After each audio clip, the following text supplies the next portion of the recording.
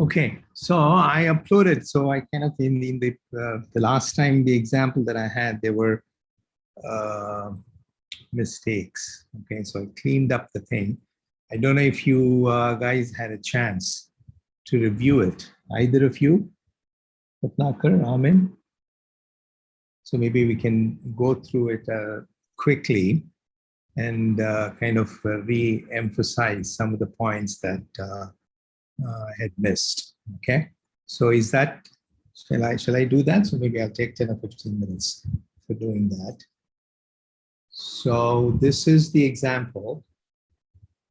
Is that fair? Yeah, I think so. Yeah, you didn't answer my question about whether you. I didn't take a look at it. Okay, so at least why don't you answer that? So yes or no. Okay, so that, I mean, some interaction is better than no interaction. Yeah, the thing is okay.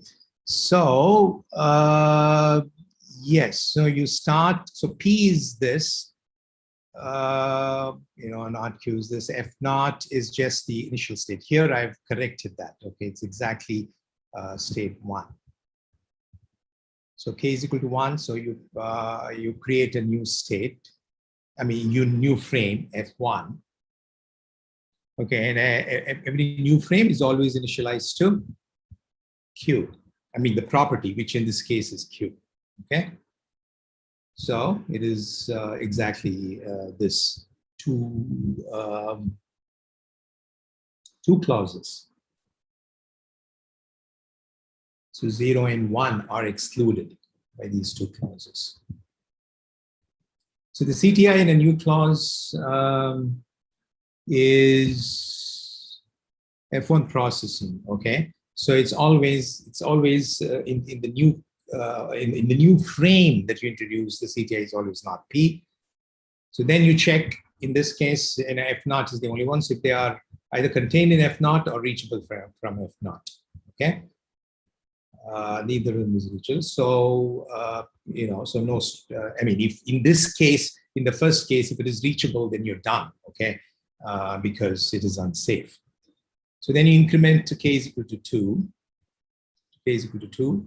And then you start from Q again, the property. I mean, if you don't understand anything, you have to raise your hand. Okay, otherwise you keep going. Okay, so I mean, I might ask you some questions. Okay, so first of all, so maybe Amin, yeah, how do you check reachability? So I said they are not reachable from F naught. How do you check reachability? Yeah, like we could check like S naught and like R of S dash. So yeah, so like F naught from F naught and R, which is the transition relation. Okay, so that's implicit here. Okay, there is a transition relation. If that and implies, I think I have not included the actual. It is right here. This is the reachability check. Okay, one subtle point here is you check only from naught of S. So you're checking if a particular CTI, which is a cube here, is reachable, from Fi. And then you can also add the not C. Okay, normally if it is reachable, only requires Fi and Rs. The reason is if S itself is it is contained, which is a CTI. You're always checking if a CTI, okay, is reachable. So you would remove that if it is contained in Fi itself, and therefore, which is by strengthening, therefore it is okay to add this, and that actually has a benefit, okay, because anyway you're going to strengthening it, and therefore why not? Okay, why unnecessarily check if your SAT check will be more productive and fruitful. That is the only thing. So is that okay? So is that clear, Amin? So could you repeat that not of C part? Yeah, the not C part. Okay, so really to see if some state in Fi is the CTI is reachable, all you need to do was this one.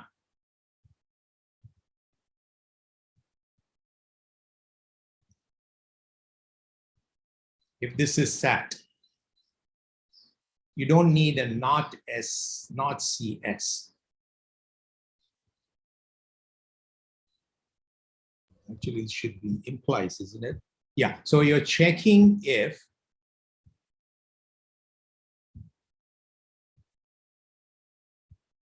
yes, yeah, this is correct. So from Fi and RSS prime, if that S prime satisfies C, okay?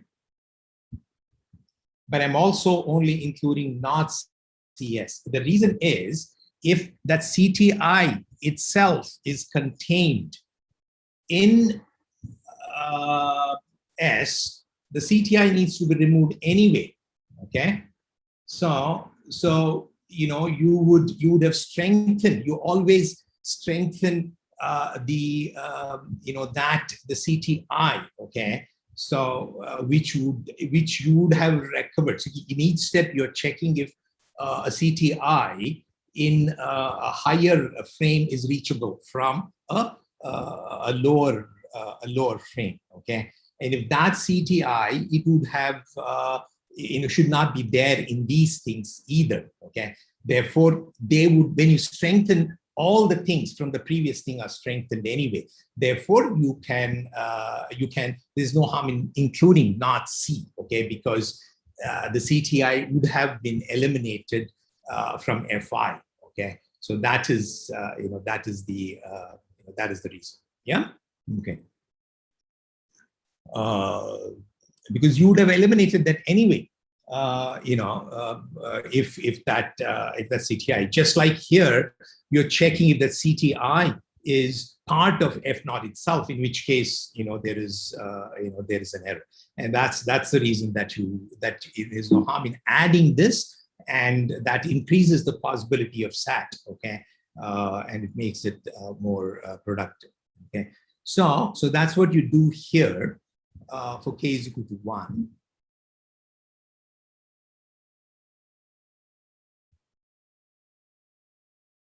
Yeah, so there's no strengthening of,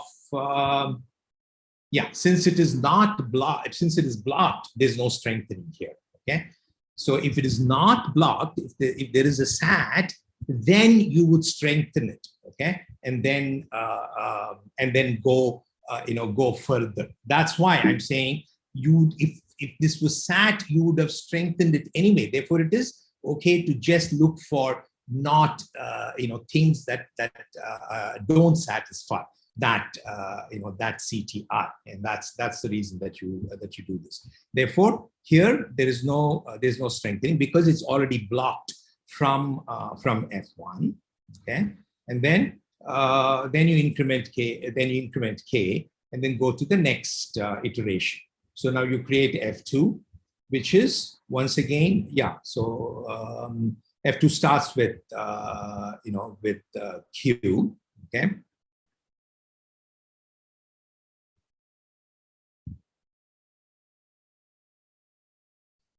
And a CTI for a new frame is always negation of the property, okay. So now you check if there are any CTIs in F1. That is, if any of the CTI in F2 is reachable from F1, okay? So state 6, yeah? So it is reachable, right? Which state? State 6, correct? Ratnakar, you're with me? Could you repeat what you said? I didn't catch the last. So I said, we are processing F1. So we have created a new frame F1. What is the first thing you check there? If it's reachable to a state that doesn't satisfy 7. Yeah, I mean, if there is a state, if there are any CTIs, the first thing is you have to identify CTIs in your existing frame, okay? So that is done by seeing if there is any state in F1 from which the CTI in F2 is reachable, okay?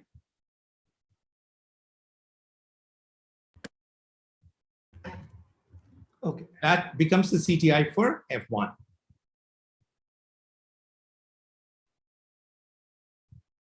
So 6 in F1 is from that, from 6 you can reach 7. That's why 6 is a CTI for F1. Is that clear? Yes.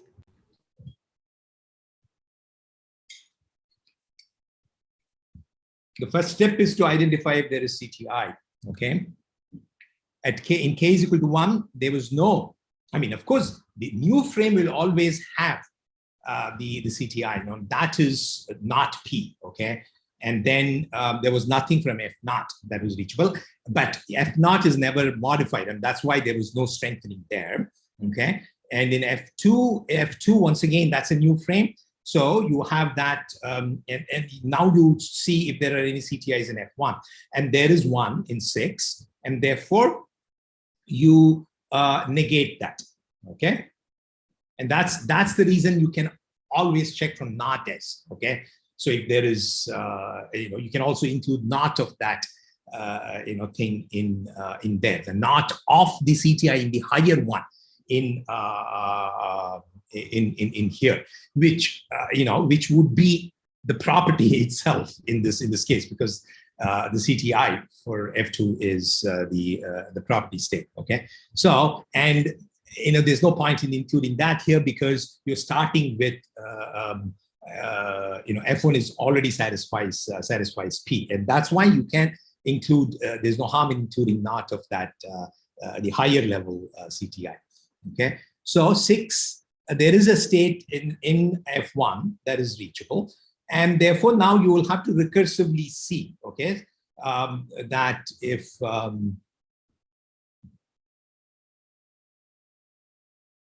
that's okay. Sir, I had a doubt. Hmm. So, why are we not also adding negation of 7 in F1?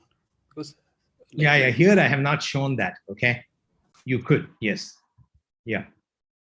No, see, negation of 7, it doesn't make sense here. You could add that, but negation of 7 is, what is negation of 7? It is something which satisfies the property, correct? No, that's actually not true. So because there is also 0, okay? 0, you could, you could add that, okay?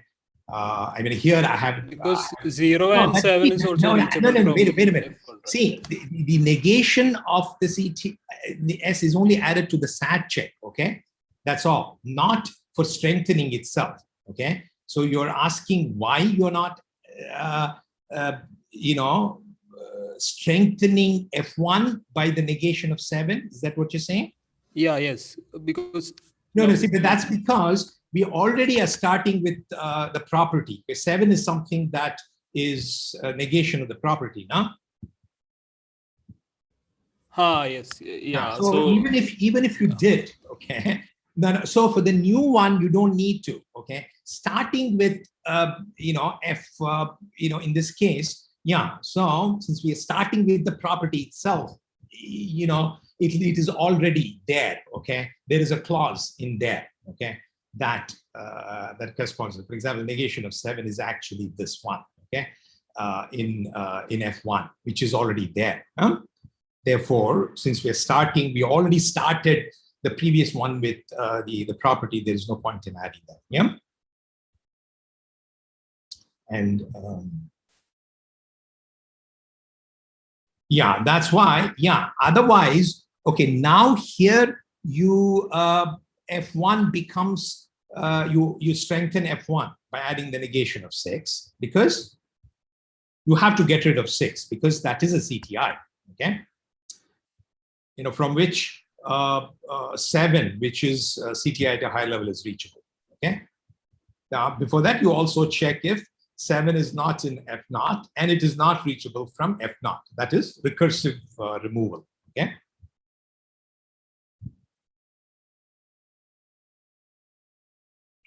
Yeah. So since F1 is a CTI, you have to check further down. Okay. In this case, it is F naught. You have to check for unsafety also. Yeah, yes. Okay.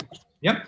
Okay, so, and if that was something other than, I mean, that could have strengthened also, I mean, as you will see. Okay, so in this case, that is not reachable from F0, therefore, you do that. Now, the point I'm making here is, so see, at each point, you're creating proof obligations, okay? If the reachability check succeeds, you're creating a new proof obligation. CTI is like a new proof obligation, because you have to then recurse down to see if that new CTI that is created at the FI is reachable from its previous thing. Now, sometimes it may help you to save those CTI, okay?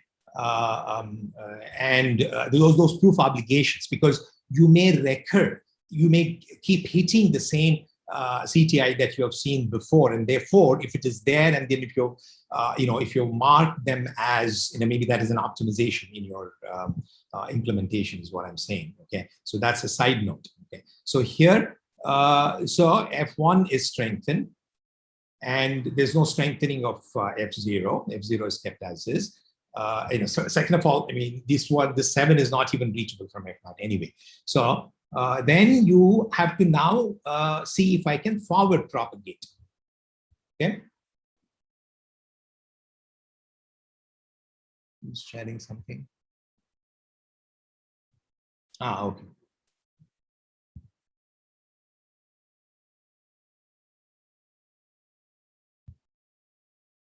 Say there is now, see, C1 and C2, these are inductive, but C3 is not. Okay. There is, see, C1 and C2 are the states that so the states now in F1 after this strengthening are 1, 2, 3, 4, and 5. You have eliminated and you've eliminated 6. Okay, 1, 2, 3, 4, and 5. Now the states that satisfy C1 and C2 are just 1, 2, 3, and then 4. Okay, they are all inductive. Okay, those two are inductive because they stay within this thing. It's only 5 which gets you out. Okay, and that's why this third clause, which is the negation of 6. Okay, that is not inductive because you have a state in F1 which is 5, which gets you into the negation.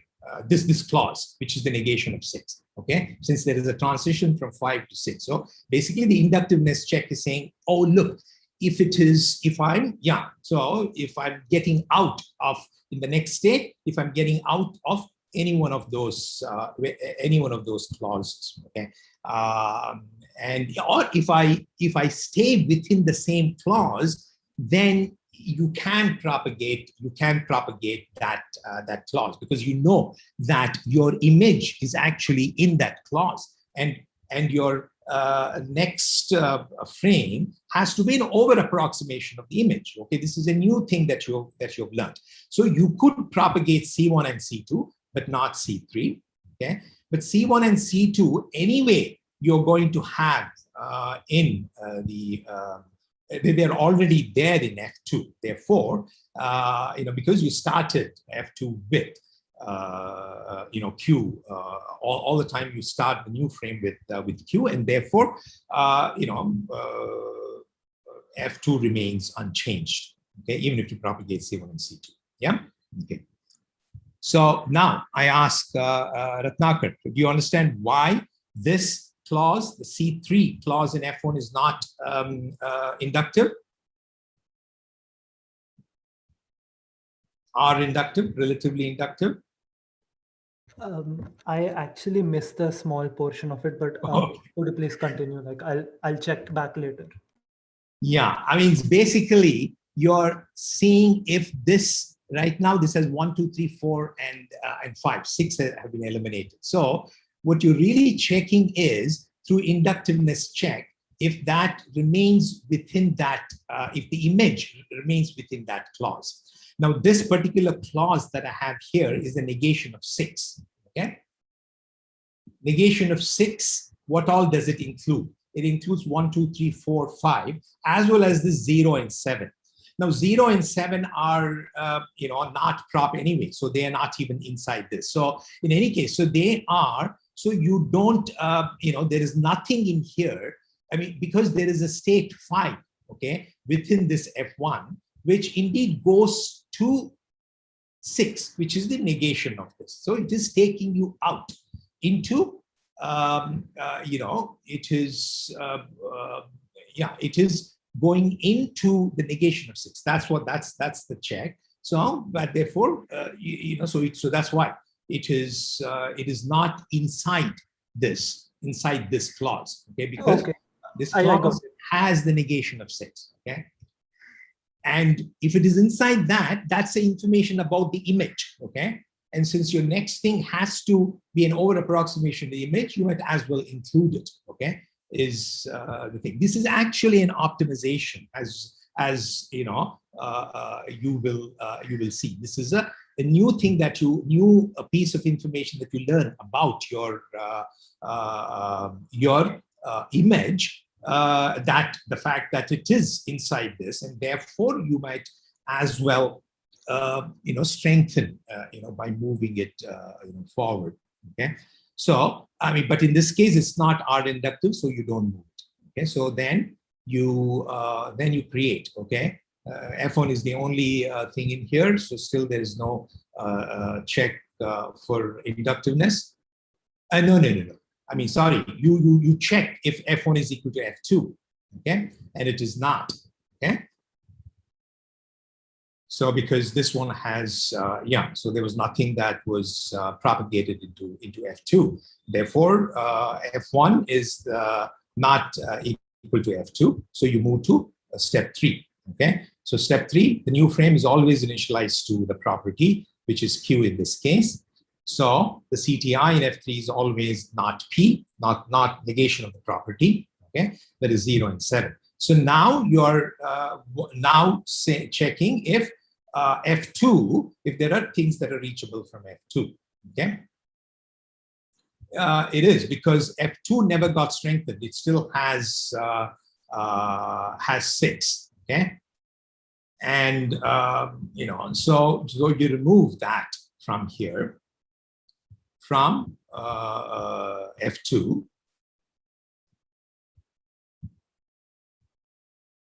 So F2 gets strengthened to, the negation of 6. That is a strengthening of F2. Now, when you strengthen this, of course, you will you have to strengthen all the way up to F1. But this has already been F1 has already been strengthened anyway. Therefore, that does not change. Normally, what you do is you will when you strengthen a particular I, you will strengthen all j less than equal to I all the way to 1. So in this case, because there's like a chain of CTIs that are linked from one to the other, and that's why you've already strengthened that. So here, what you're doing is you are kind of so you will see that you've made F5 the state 5 inductive. Okay, so now you have removed 6 from F2, so that has been removed in F1, so it doesn't get moved there. Now you check for forward propagation, okay? So C1 and C2, and now C3, which was not R inductive earlier, will get propagated now because it is inductive now. Why? Because 6 has been removed from from F2. So from F1, the 6 is not reachable. That is this. It remains within this clause, which is the negation of 6. That is the C4. C3. C3. Okay. C3 contains what?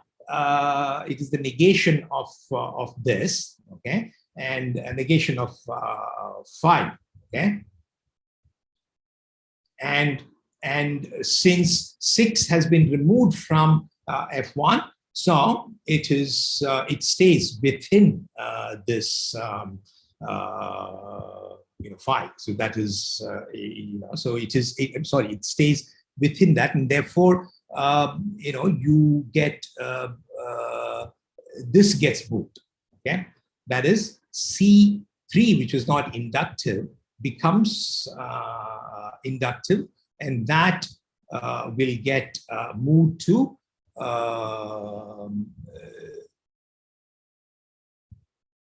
yes. So C1, C2, and C3 are inductive in F1, but not C4.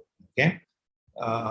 Therefore, I'm sorry, F3 remains the same. F2 will get, F3 stays the same, and no,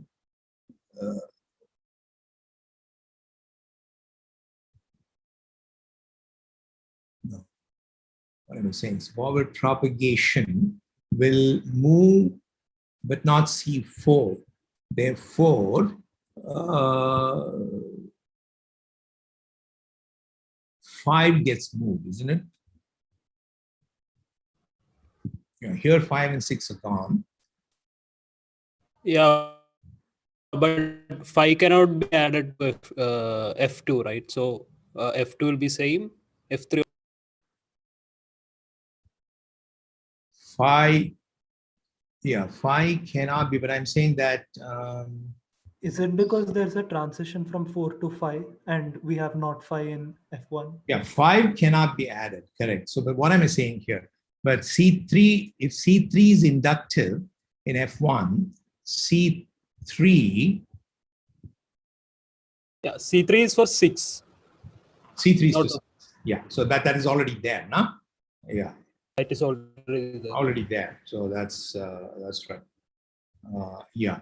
So now you move to K4 and you start all over again. Okay. So now you will remove 4 as well. Yeah. I mean, you will start again from F4, F3. You will remove 5 also from there. Okay. And you move to F2. So but that strengthening is already strengthened in this case. And in F1, you will now remove 4 as well. Yeah.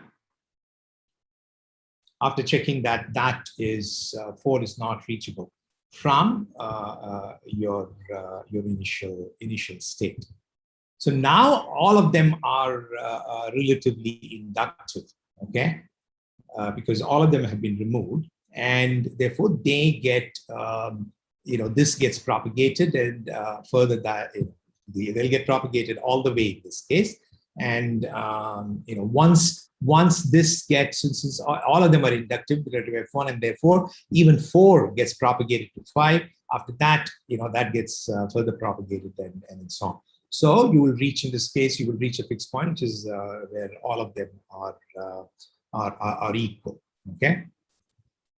Now, if you were not forward propagating the way you're doing it, what would have happened? See, you would have taken more number of iterations, okay? In 3 more iterations, you would have strengthened from the higher thing, what happened for the first 3 things would have happened for the next 3 things. And then all that thing would have strengthened, okay? F4 to F2 would have got strengthened, which because this 1, 2, 3, 4, 5, which is C5, got moved up. In this case, they all of them became inductive, and they got moved all the way, and therefore they became. Otherwise, you would have required more number of iterations and the strengthening, okay, through that. And at some point, you would have strengthened at a higher step, and then you would have reached the same thing. But what this thing of relative inductiveness check it is doing is, it is by moving, by identifying, look, this image is already in there, and it is kind of not getting you out of as long as it is inside one of the clauses, it is not getting you out, okay? And that is what it is. Note about our inductiveness checks is, see, clauses of prop will always be R inductive for safe systems, unless those clauses, the clauses of prop, all of them satisfy the property. If any one of those states in one step get you out of any one of those clauses, that means they're getting you out into a state which does not satisfy the prop, and therefore they would be caught by, even if they're not caught now, what it means eventually they would be, that will be for an unsafe system. For a safe system, there'll always be R inductive. Okay. Now, the rest of the clauses that show up in any one of the frames is what? It is a clause which is a negation of a CTI. Okay. So a CTI, if it is a CTI, the negation clause which is derived from the negation, if it is inductive, what it really means is that your image is contained within that the same clause, and therefore you can safely move it forward. Okay, and that's what it is saying. Now, the correctness, the argument for correctness of the algorithm hinges on these things. See, when you want to show correctness of any procedure that does safety checking, there are two things. One is you have to prove soundness, and the other one is completeness. Soundness says if it terminates, then whatever the result that you get is correct. Okay. If it says no, if the result is no, then indeed it has to be unsafe. If it says yes when it terminates, it has to be safe. Okay. Now, as you know, this one will return negative result only when it finds a trace of a CTI from an initial state. Either a CTI is in the initial state, or there is a trace from a state in F0, which goes through a sequence of CTI leading to not prop. Okay, and that's why that it is unsafe. The other way it can terminate is by only when Fi is equal to Fi plus 1 from some I greater than 0. And that because when all the four invariants are preserved, because each of them contains the F0 state, and each of them satisfies the property, so every step that you do, the strengthening step and forward propagation, strengthening certainly it only eliminates some CTIs that are leading. So they all satisfy the property. Once you introduce a new thing, it is already satisfying property, and all you're doing is removing CTIs. And therefore, when Fi becomes Fi plus 1, you would have found something which is an over approximation of the image, and it is that is inductive because it contains all the image, and nothing is going out, and therefore it satisfies. Then it also satisfies the property because of the preservation of the thing. The only thing, so the blocking phase, it only removes CTI. Okay, now the thing is, if the clause, okay, even the forward propagation, all it is doing is you're adding that only when you're sure that it is it remains inside that clause. It's only when it when it goes out of a particular clause, all that means is that there are still some CTIs that are not. You still, all your images within CI, and therefore you will have to, you have to ensure is that both the backward strengthening as well as the strengthening by forward propagation preserve those two invariants, okay, of the algorithm.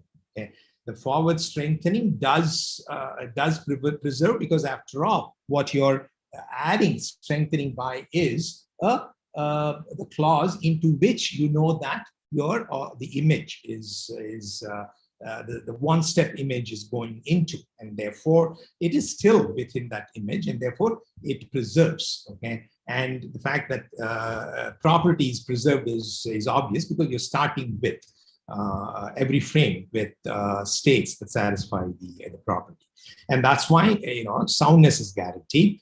The completeness argument is one of termination. Okay, and since there are only finitely many states in your, there can only be finitely many CTI, and each step eliminates at least one CTI. Okay, so the recursive procedure remove CTI and extend frontier, which indeed calls remove CTI, cannot go on forever. Okay, so when no more CTI are left, what will happen is every clause will be inductive, so they will be propagated. Okay, from some Fi into Fi plus 1. Okay, so this forward propagation also cannot keep on going forever.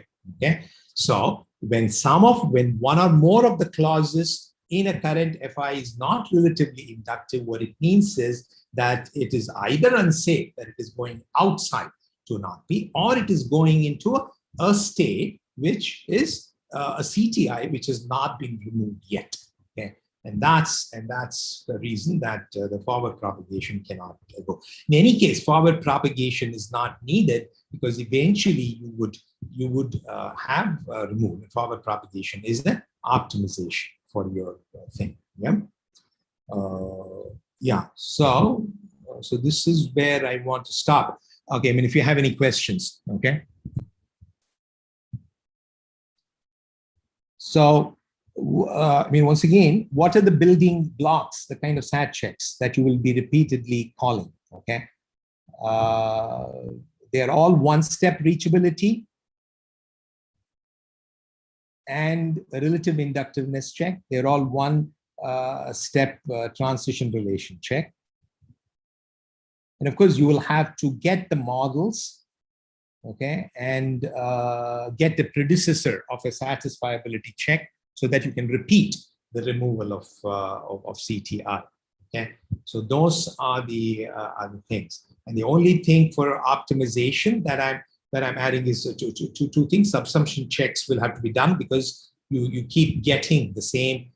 When strengthening, you may generate the same clause that is already in the FI. So subsumption check has to be done. And the most important thing is generalization thing. Now, regarding generalization, Diganta, so generalization means removing more than one CTI at the same time, as well as when you get the predecessor from from an FI,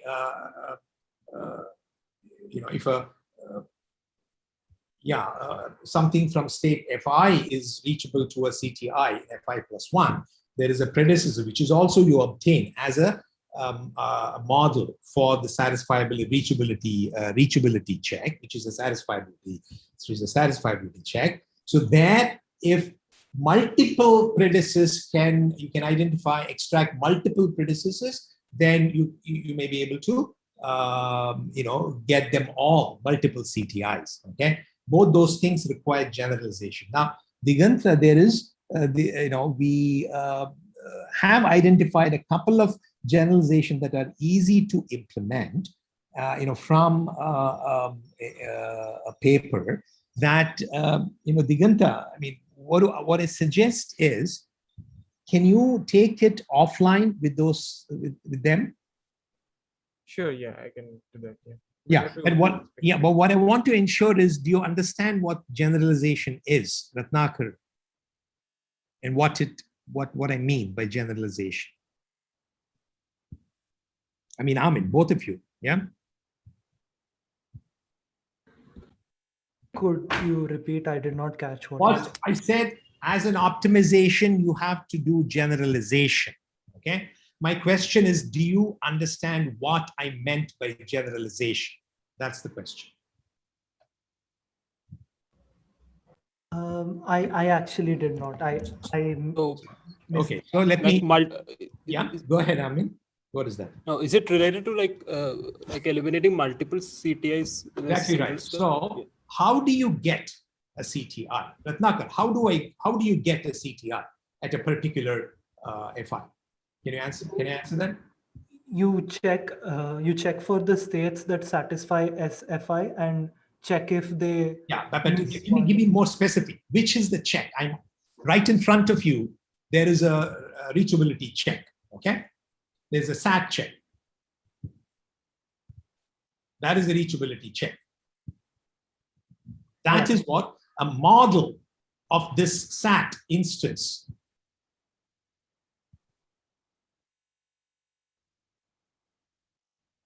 identifies two things, S and S prime. Okay, S prime is already some CTI that has been identified in Fi plus 1. Okay, and what you're checking here is if there is a state in Fi which is reachable. Okay,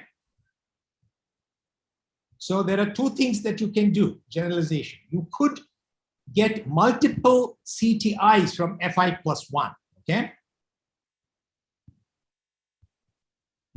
if you only get one CTI at a time, which is one model, one instance, it will be one state. Maybe there are multiple things that are, maybe you can generalize this cube. A cube is a conjunction of literals. If all the variables are in there, then you get a single state. Okay, one generalization is to generalize by dropping some of those variables. Okay, and to see if you can collect multiple, if you could generalize that to see if all of them are still CTIs, and that itself is obtained by, that is one. And if there are multiple, for example, in here, there may be here, I said 0 and 7, okay? There are two of them, which are CTIs that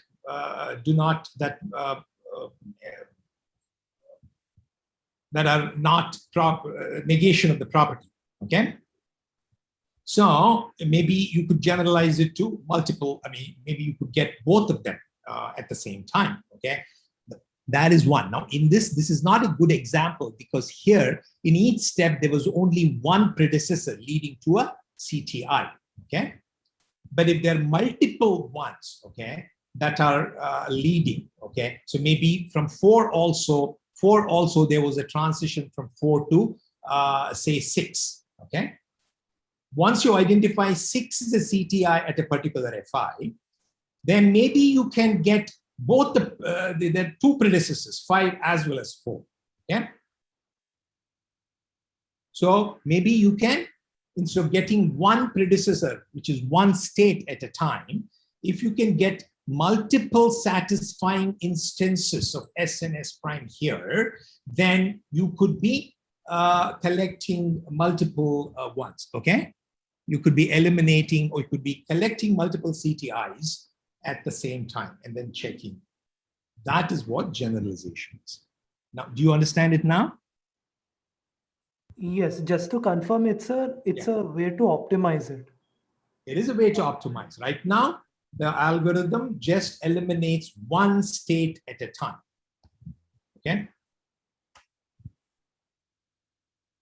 Okay.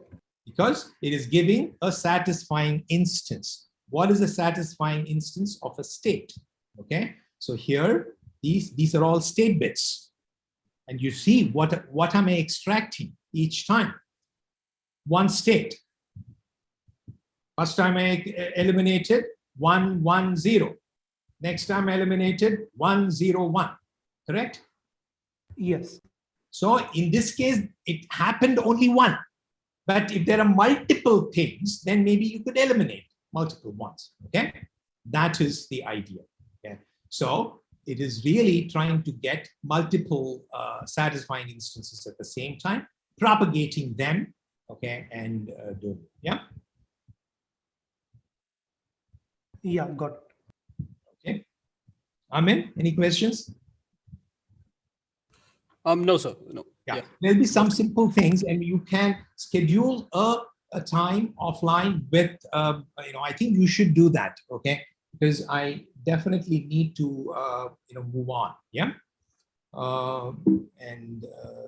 Yeah, so that's all I had to say. So here, and if you have any questions, you have to review it, okay? I mean, I urge all of you to read those things so that, if you have read something and then come, this will be more it will be more productive session. It seems like you guys don't review the material that I've asked, to review, and you just come to the class, okay?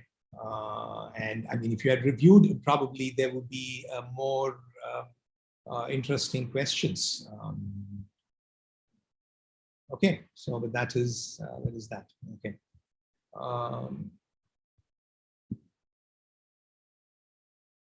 So when will you schedule it? Okay. Yeah. So I'm free anytime this weekend. If you guys want to do it like tomorrow or the day after.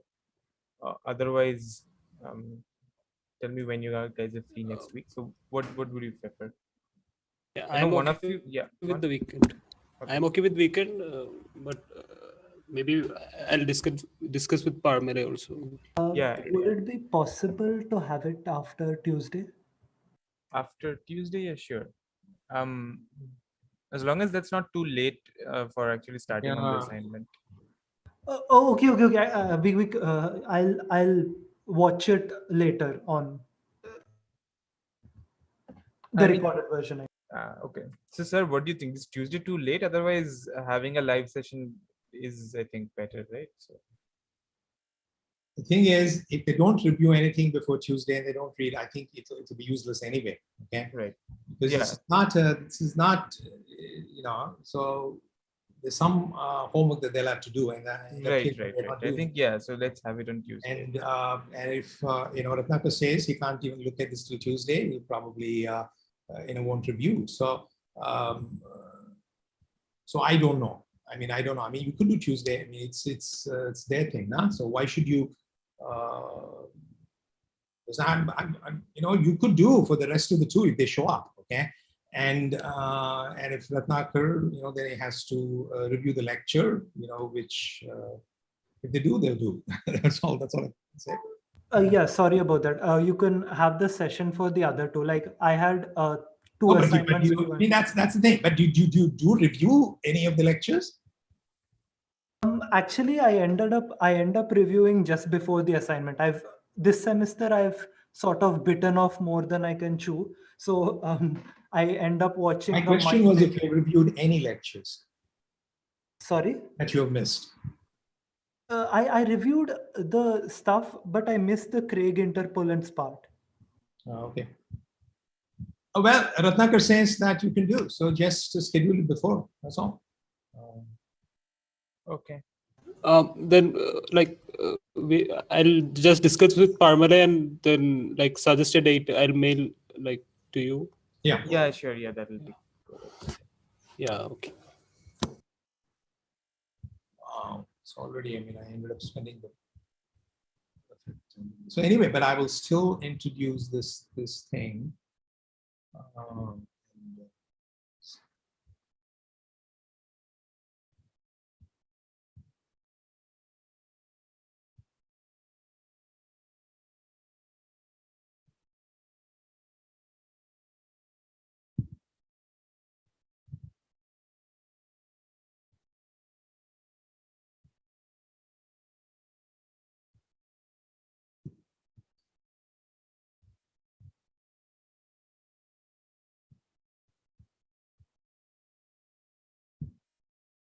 Diganta, you can, you can stick around or you could take leave, okay?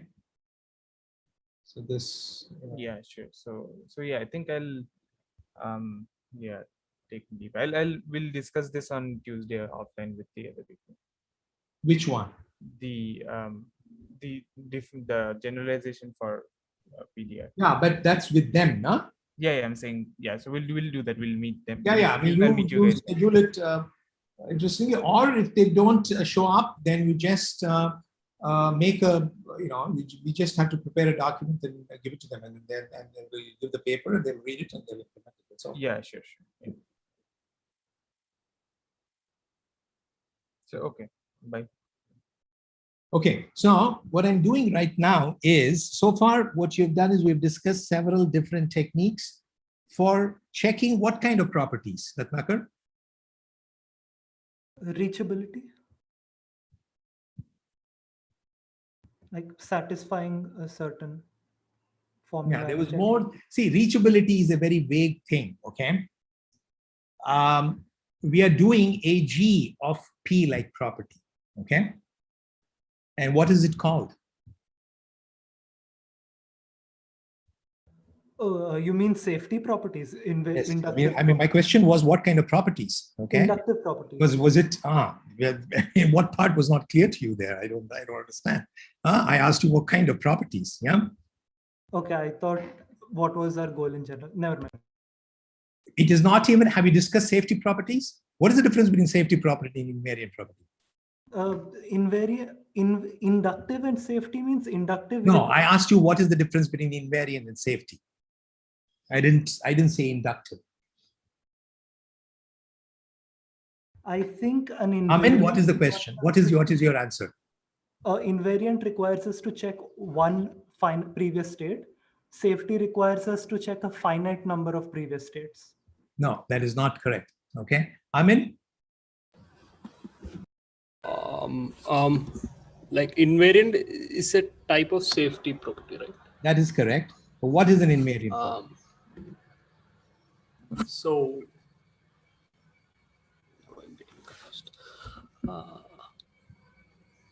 I'll be more specific. Is Yeah. A G of P an invariant property where P is a predicate?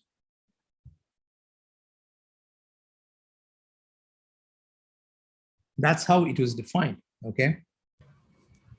So a property G of P in LTL or AG of P, okay? What it states is that a particular predicate, it's true of a state, has to be true in every state. Now, what Ratnakar, the way you answered was roundabout, okay? Reachability means just checking if a particular state is reachable from another state, okay? That is reachability. If you had at least said, oh, if I compute the set of all reachable states, you were getting somewhere, okay? An invariant property structurally is like AG of P, where P is a predicate, okay? And because it just checks if every state satisfies a particular property, predicate, you could just get the set of all reachable states and then check if that predicate implies if every state in that thing satisfies P, okay? Whereas a safety property is something whose violation is, okay, here whose violation can be some kind of a pattern in the history, yeah? So it could be that there is some amount of history information. Maybe that's what you were trying to get at, okay? So whose violation can be checked by a finite amount of, you need to keep a finite amount of history, okay? That's what safety property is. Is that what you were trying to get at? Yep. I just wanted to confirm, would it be wrong if I said that a safety property requires us to check a finite number of properties, finite number of states before, but an invariant requires only one? Yeah, I think you would be correct in saying that. I think it is, yeah, by keeping all the history, I think there is a pattern, okay? You may have to check, yeah, I mean, you may not, you will not be completely wrong, okay? But you may, yes, by keeping, yes, I think you'd be right, but I think you can be more specific than that. That the P1 occurs P2 in every at every point in a trace, for example. Okay, a state that satisfies P1. I mean, P1, P2. Things like that. You may need to check. You may need to check a certain pattern. You may have to constrain that a certain pattern over a finite sequence of states, okay, prior to at each point that you will have to check, okay. The constraint can be just not on the set of states, but rather a relationship, yeah.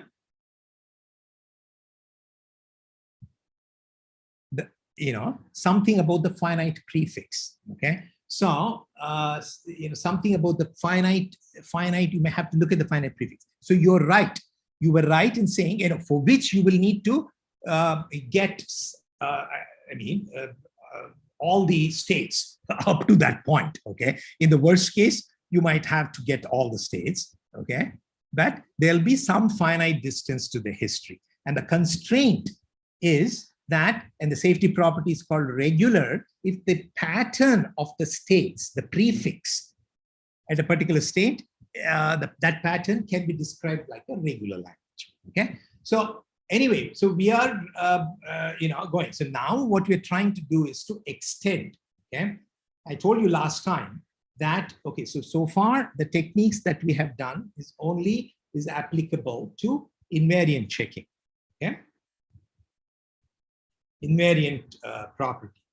Now, in one shot, I'm going to tell you how to extend that to the complete LTL. Now, for CTL, we already covered for all kinds of CTL properties, okay? In that sense, it is, when I say inductive model checking, was a way to use inductive invariance, okay? Invariants are different. I mean, in inductive invariant is something that is an invariant, okay? That it is true for all states, all reachable states, okay? So in that sense, you're right. I mean, Ratnakar, don't get me wrong. You were not completely off the track. It's just that, you were not precise enough. And that's why I got on your case, okay? Don't feel, bad about it, yeah? No. Yeah. So, I mean, is it clearer now? Okay. So, yeah. So, this one here, and then I'll come back. Okay. So now we are extending this to arbitrary LTL. Okay. How to reduce model checking of LTL, which includes not only non-safety properties that are not invariance, okay? Invariant property, but also all kinds of liveness properties. Okay, so this is the key idea. I mean, in a nutshell, what we do is, given any file, any LTL. So this is all for LTL. This is LTL property checking. Yeah, and the way it is done is by reducing LTL model checking to actually CTL fairness, CTL model checking under fairness, okay, which we have already done. Yeah, the emphasis, we restricted ourselves to only invariance as far as the inductive model checking methods. Okay, this will reduce to just checking to check specific kind of CTL property, which is pretty much an invariant property. Okay, so what you do is the following steps. So, and then safety checking will be a special case of this thing. Safety checking, safety, yeah. I might be misremembering, but didn't you also say that every every safety property can be reduced to an invariant? So that's why if we check for invariants, it's enough. That's right, and that's what we're trying to do here. Okay, so we'll see that any LTL property can be reduced to EG, a true kind of a thing. See, I'm kind of, okay. So indirectly, that's what I'm doing. Okay, I'm cheating a little bit. Okay, here, see, I'm actually reducing to EG of true. okay, but under fairness, okay?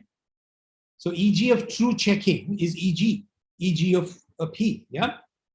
But it's only for fair paths. Therefore, I'm checking a little bit. So if this thing is restricted to only safety properties, it will become reduction to invariant checking, okay? What I said about that you can reduce to invariant checking was applicable to safety properties. Here, I'm also extending it to any liveness property, okay, expressed as LTL, yeah? Therefore, we will be reducing it to checking EG of true under fairness, okay? And that's what we'll be doing, yeah? Yeah, so does that answer your question? Yeah. Yeah, so the invariant, my comment about reducing to purely invariant checking is applicable to only safety properties, because here I'm also giving you a solution to checking any LTL property, which includes both safety as well as liveness properties, okay? In that, you're reducing to checking of EG. So let me start. So you construct a crypt key. Yeah, so what you do is, given an LTL property, which can be any arbitrary LTL property, we construct a crypt key model for T5, for that property, such that the fair parts of T5, I mean, this thing is constructed from the formula itself. We're constructing a transition system. A crypt key model is a transition system plus label transition system, such that all the fair parts of T5, that is all the parts from the initial state, but restricted to fair parts, are precisely those that satisfy the property phi. Now T5 is called the tableau for phi. This particular crypt key model is called a tableau for phi. Now T5 is constructed, the states of T5 and the transitions, specifically the states, are constructed by using the subformulas of phi. Because the intuition is the semantics of LTL, how is it defined, of any formula, is defined recursively in terms of the subformulas, okay, rooted at each of the temporal operators, okay, and that is the idea. So you will use the subformulas of phi themselves to represent the states of this crypt key model and define the transition systems over those states. Then what you do is to check if a given model, some other model transition satisfies this LTL property. First, you construct the tableau for the negation of that property. And you construct the product of T naught phi and M, the cross product of the model and T of naught phi. So when you construct this, the parts of this cross product machine, cross product transition system, which will also be a crypt key model, will exactly be, the parts of them will be the intersection of the parts of T naught phi, I mean, and M. So which means they contain exactly those parts satisfying naught phi, for which, I mean, in M, for which for which naught phi is satisfied. So then what you do is, but this should be fair parts, okay? Fair parts, I should emphasize here, okay? So which means, so if M has to satisfy phi, then this parts that satisfy, that the fair parts of this should be empty, okay? So that must be empty. So it's restricted to those fair parts, okay? So then you already know, so that should be empty, because if there is, that set is non-empty, then you know that you have found a path from one of the initial states, from an initial states in M to, from an initial state that violates phi, okay? And so, and this means that they must not be, the set of all fair parts that in M that this cross product that satisfies not phi should be empty, which means that if you do EG of true exactly checks if there is under fairness condition.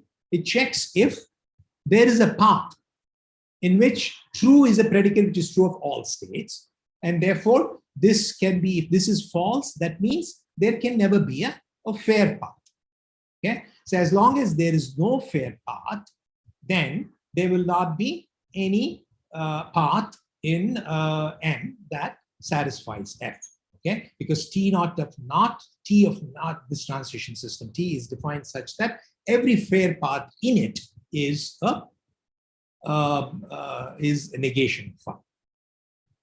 Okay, so sorry for interrupting. yeah, sure, tell me. So when you say like about fair paths, like like we have not given any fairness constraints. Correct, here, right? that's correct. We will get to that.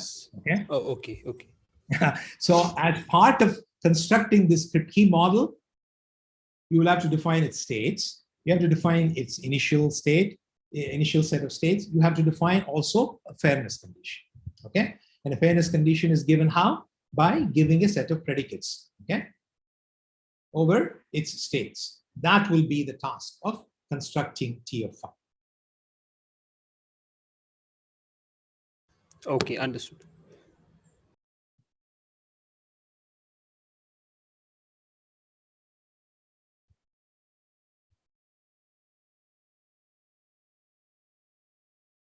Yeah, I think I should stop here. Maybe I'll take one more class. That's all. Or can I go till 5 o'clock? And then get a little bit, huh? I, Have something else? no, I don't mind. Okay. Yeah, me too. So states are subsets of, yeah, like I said, they're a subset of psi. Transition are defined such that, yeah. In each state, we need to keep track of truth values of psi. The transition defined such that for every state S, every fair path originating from S satisfies every formula psi, okay, in that that is included in that state. Okay, that is, there exists an outgoing transition from from S if and only if it is consistent with the single step law consistent with that is defined from psi. So let me take an example. I'll just discuss these two examples and I will leave it there, and then I'll I'll complete it next week. So for example, tableau for P, where P is a predicate, just an atomic proposition. Okay. So recall the LTL semantics. This is the transition system tableau for that, because this is true for any path in which the first state is labeled with P. Correct? So after that, it doesn't matter. So once you have a state with P, after that it can be a sequence of states, satisfying P, or it could be not P, continuously not P after that, or it can alternate between P and not P and whatever. Yeah. So here, every path, if you can see, every path is P. I should say the states are subset of subformulas of psi and its negation. I've already said that. So this has P and this is not P. And as you can see here, every path that is originating here, every path is fair, which means my fairness predicate is true. Okay, so every state is included in the fairness predicate, which means that you see every so every path is a fair path and it satisfies P. I mean, every path originating from this state, which contains P, satisfies the LTL formula P, and this one satisfies not P. Correct? Fair enough? 1 second, I did not see where we defined the fairness constraint. Yeah, I mean, I have not shown it. I just defined it in words. I said the fairness predicate is true. That is, every state is, what is a fairness predicate? It requires, so it says that both these states here, which are shown in the circle, okay, they are fair, which means that they're included in the predicate. Therefore, what it says is they'll have to, you will have to visit them infinitely often. Okay. So fairness, Our fair states is every state. and fair states are every state. That's why I said fairness predicate is true. Okay. So if any one of the states is visited infinitely often, that is good enough. Okay. Yeah, I didn't see the bottom of the slide. Yeah.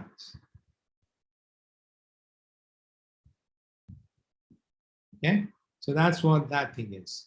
Now, in this case, the initial state is P because it's supposed to, define the predicate P. Now, if it is not P that you're defining, your initial state will be not P.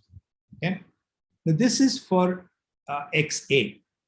So, what are the states? What are the states? They are subformulas. I mean, they are subsets of subformulas of X of A and their negation. Okay, so this includes A, not A, XA, and not of XA. Okay.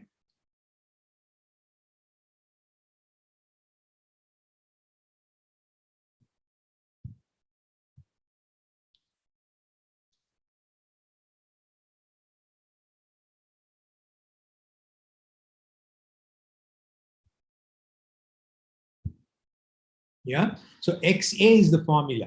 So it is either the subformula or its negation. So the subformulas here are A and XA, and therefore the states are subsets of those things. Okay, so now, and you can see now you could now make the transitions. Like I've said, you have to construct the transitions such that the goal is every path that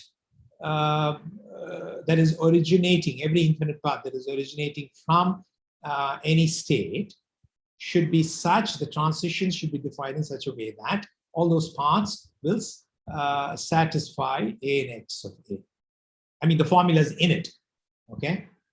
So your transition should be guided by such that they're consistent with the semantics of X, okay, here.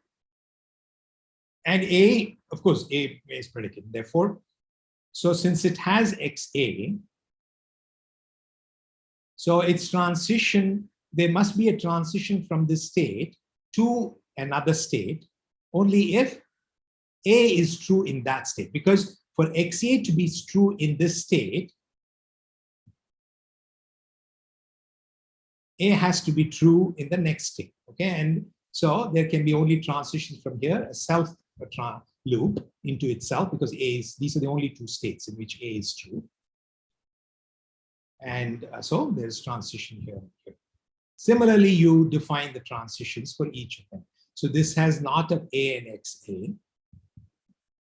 So there cannot be a self loop here because for XA to be true, you can only have a transition from here to an A state. I mean, a state in which contains A. Therefore, there will be a transition from here to there and to here to A. So from here, there will be a transition here and self transition here somewhere. So once again, all the states here are included in the fairness. So every path here that originates from any state satisfies both A and, I mean, satisfies each of the formulas inside that. So this is the idea. Okay. So now you're now able to construct this thing. Now, the really interesting case will be for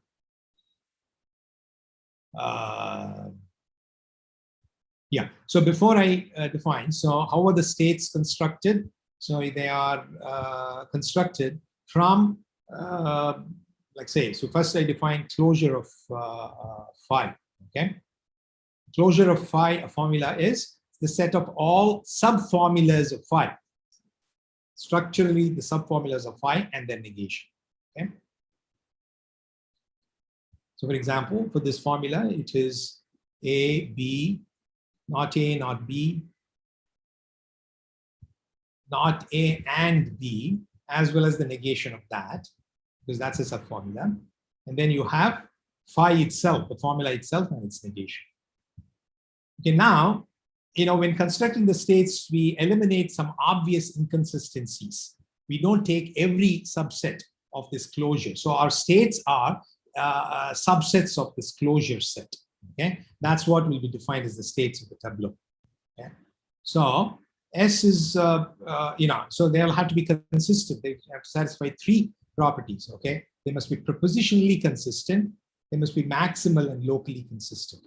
S is propositionally consistent if, for example, if you have f phi1 and phi2 included inside psi.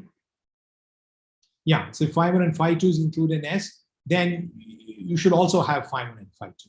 Okay, so that is because only, otherwise they're not consistent. Similarly, if psi is in the state, you cannot have not its negation included in the state.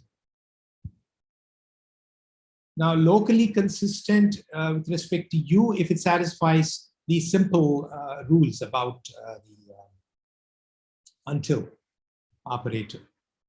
So if phi2, the subformula phi2 belongs to that state, phi2, which is in the closure, belongs to the state, then obviously phi1 until phi2 has to be in it, because if phi2 is true, phi1 until phi2 is obviously true. So you require that formula be inside S. If phi1 until phi2 is in S and phi2 is not in S, then phi1 must be in S. Because if phi1, if phi2 is not yet true, and then not a phi1 is in there, then this cannot be in there, because that would violate then phi1 until phi2 cannot be true in that state itself, let alone the parts that are going out of it. So so these are things, and it's maximal if either psi should be there or not a psi should be there. Okay.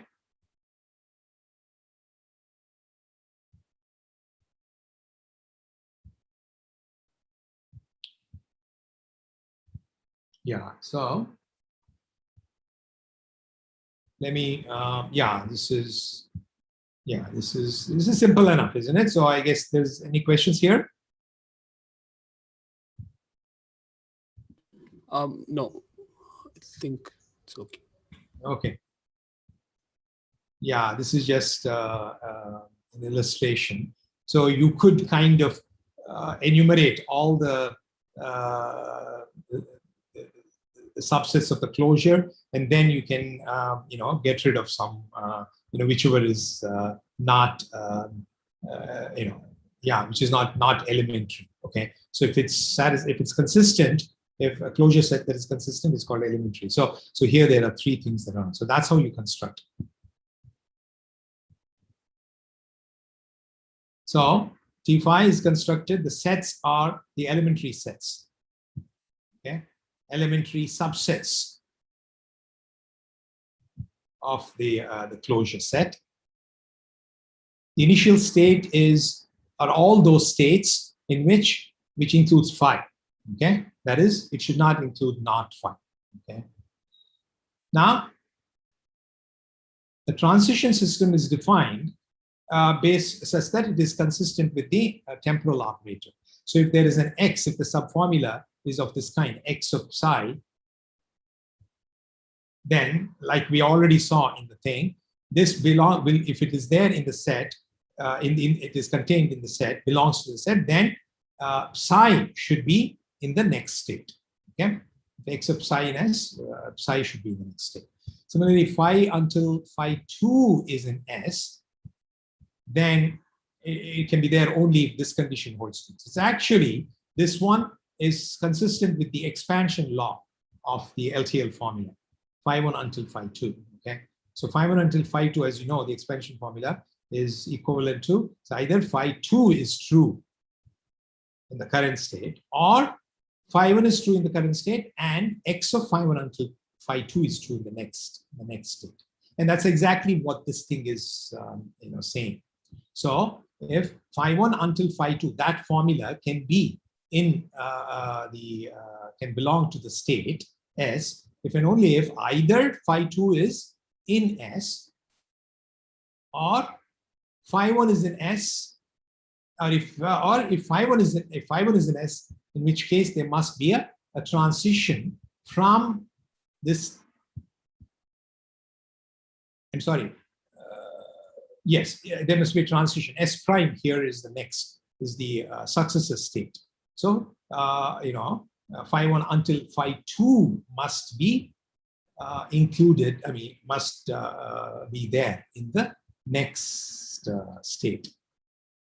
So the kind of the dual of this, the negation of this thing will guide the transition from states that contain negation of phi 1 until phi 2. Okay, so if a state contains negation of phi 1 until phi 2, then its transition has to be defined such that this condition here is satisfied, that either not phi 2 belongs to S, or it's exactly the negation of this.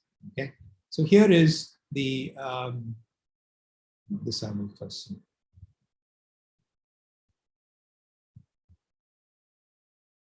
Yeah, the fairness condition only comes here. So let's try to understand this a little bit slow. And I will leave it at this so that hopefully you will review this before next class so that we can move a little bit faster. Okay. So for example, this one is, these are the only elementary subsets of this formula, A until B. And I'm assuming A and B are just propositions here. So let's assume that they are propositions for now. Okay. So this has A, B, and A until B. Okay. So since it already has B, obviously A until B is obviously true in the state.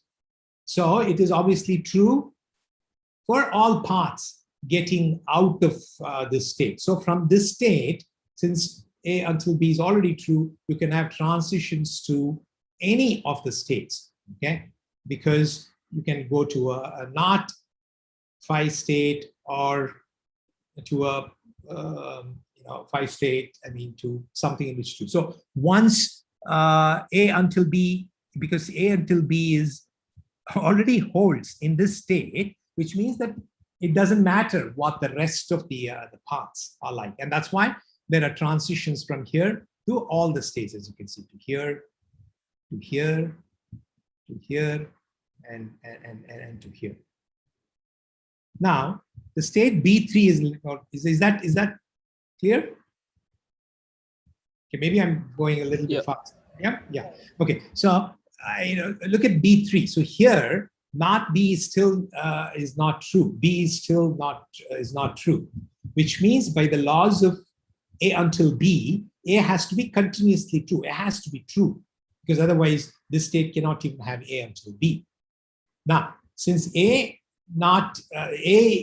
A has to be true, and this has to, since you want, so A until B has to be true of the path, okay, from every path originating from the state.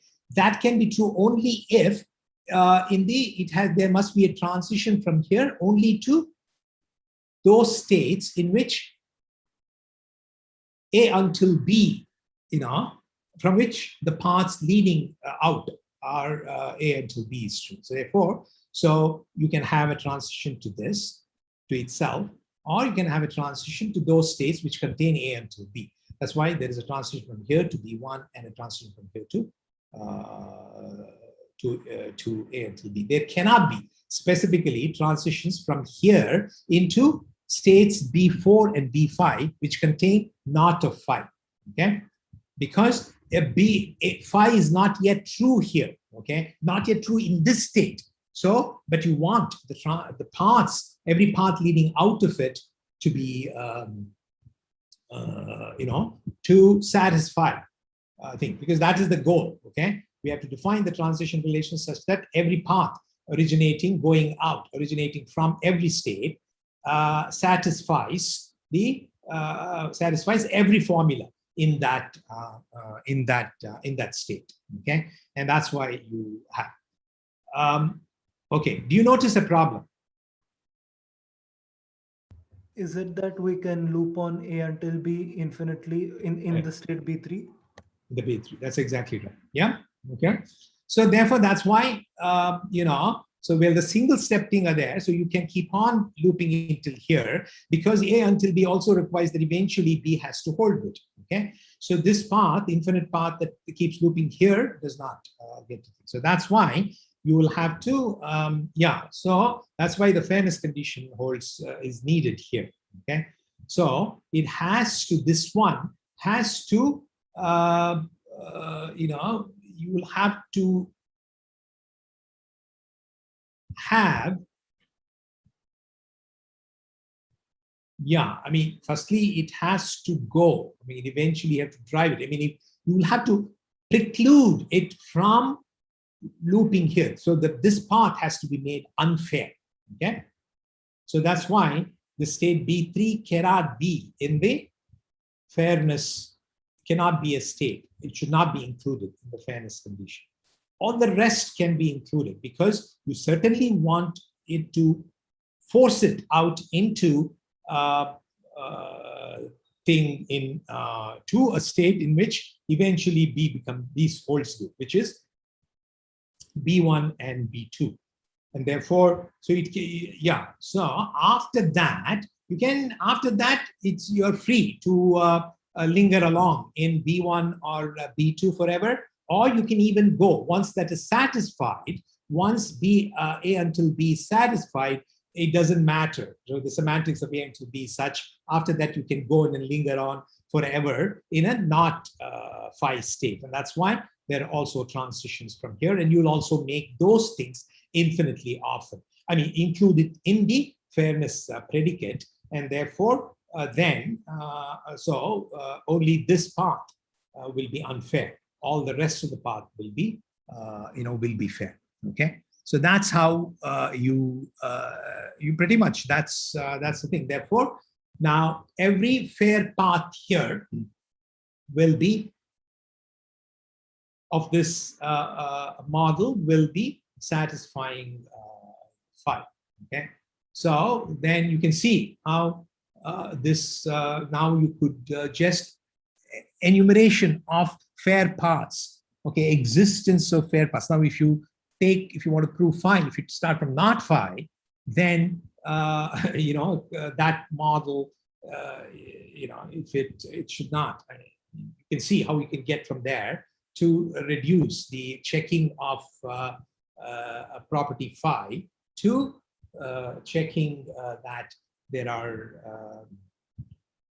no fair paths. Okay, so here every fair path of this from a state in that has A until B, something that satisfies phi, that is A until B. So that's how it is done, and therefore, so this can, once you construct this, then you can just do EG of true on this thing, and then check, just get all the, effectively check if all fair paths from a particular state, if there exist fair paths in it. Okay, so here I will end, yeah, unless you have some brief questions, yeah. So we will, yeah. So I think people who have studied, Ratnakar, you probably have looked at this kind of a thing, right? In your Very similar to the Fisher-Lardner closure in LAG. Yeah, but that's true. See, but this one, what I'm saying is this is all I want to make. So this one is actually a Buki automaton. Okay. See, Buki automaton is nothing but a Kripke model with a fairness constraint.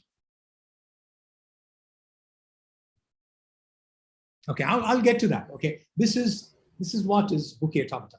Okay, so when expressed as I will define it. Okay, so I will define it only here. I will briefly mention it. Okay, so pretty much Buki automaton is a transition system with fairness conditions. Okay, and then the language of Buki automaton is the parts, the language. Okay, that is generated by fair parts.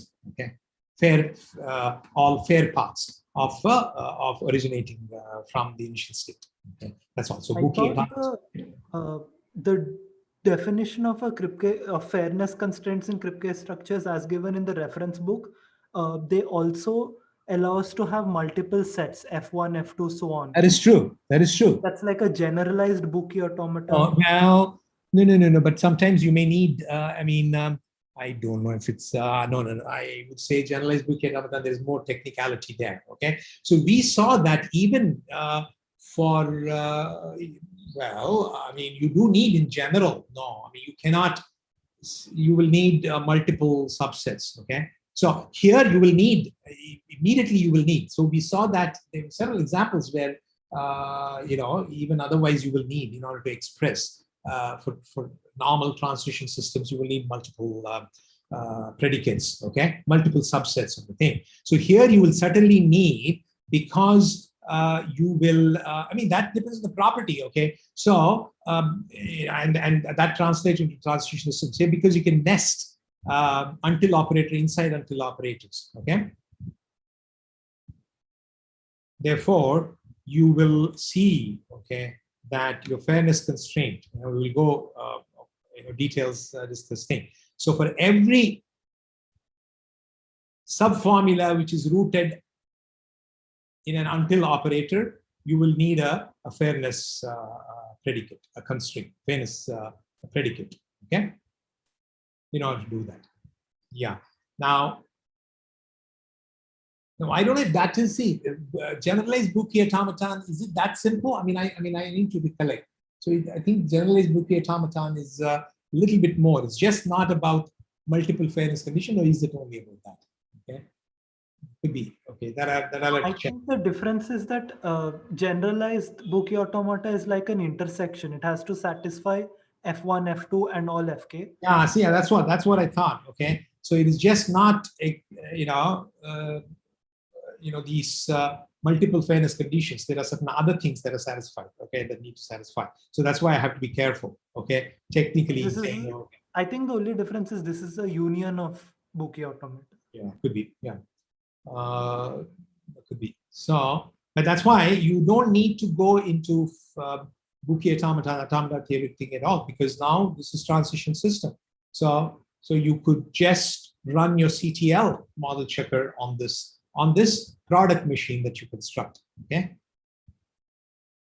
Under fairness, which you've already implemented. So you've already done LTL model checking, yeah?